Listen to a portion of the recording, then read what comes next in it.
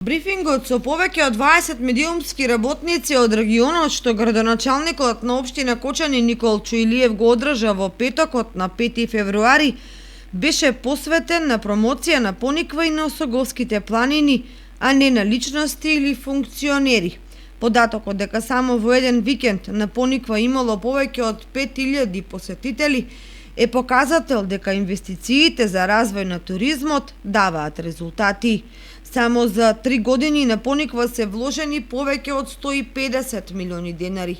Тоа говори за менаџирање, а не за партиска политика.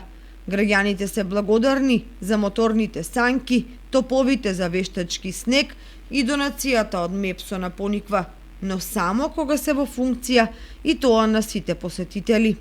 Промоцијата на Осоговските планини ќе продолжи и натаму.